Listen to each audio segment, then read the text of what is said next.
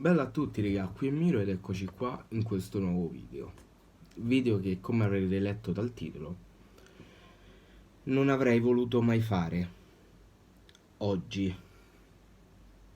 Perché questo titolo? Se avete visto l'immagine l'anteprima del video, l'immagine di copertina del video, avrete intuito il motivo.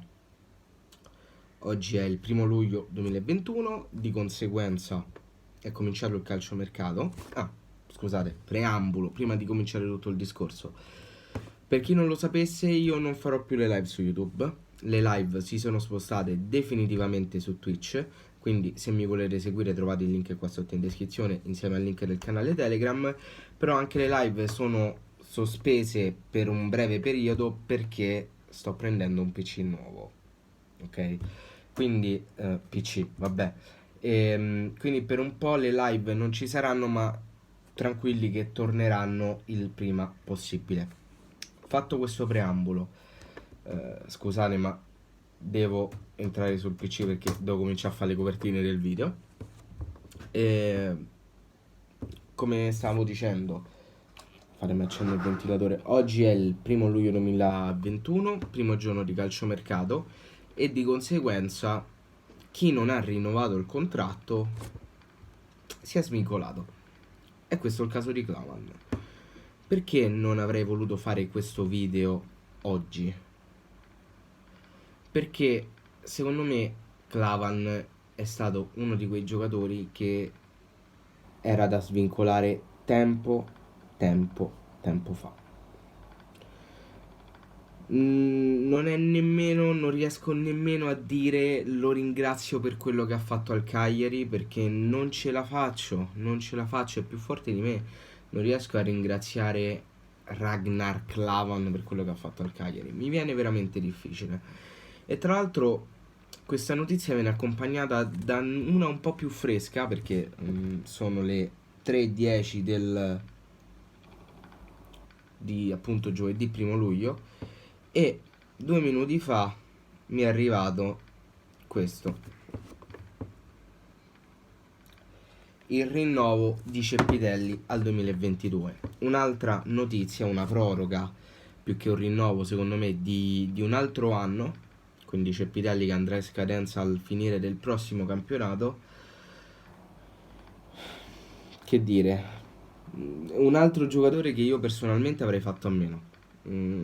Molti diranno ma il capitano, probabile, anche se gli è stata tolta, poi rimessa, poi ritolta, non si sa un cazzo che gli hanno fatto con la fascia. Comunque per molti tratti degli scorsi campionati è stato il capitano, però è un giocatore che nelle ultime 2 stagioni è stato quasi sempre assente, che raramente nell'ultima stagione ha imbroccato una partita bene e che, ripeto, ci stava per costare la stagione nella partita col Benevento.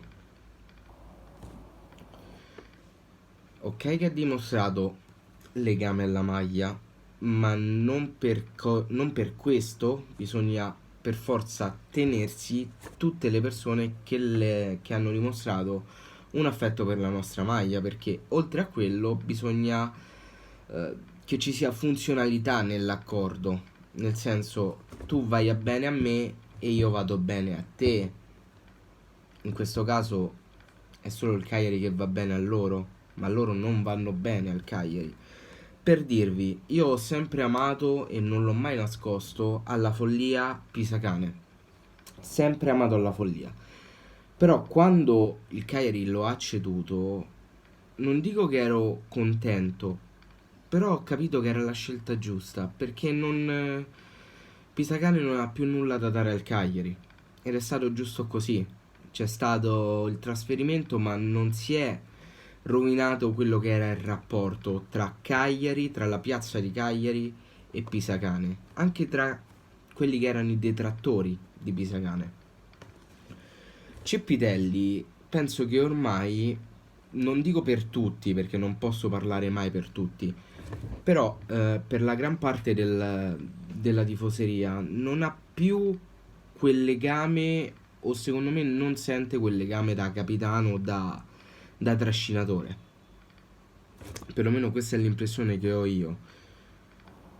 rinnovare il contratto secondo me è una scelta che si sarebbe potuta evitare, perché non l'ha dimostrato. Un anno e mezzo fermo per infortunio, quando torni non sei all'altezza, secondo me tu il rinnovo non te lo meriti a prescindere da quello che hai fatto, però va bene.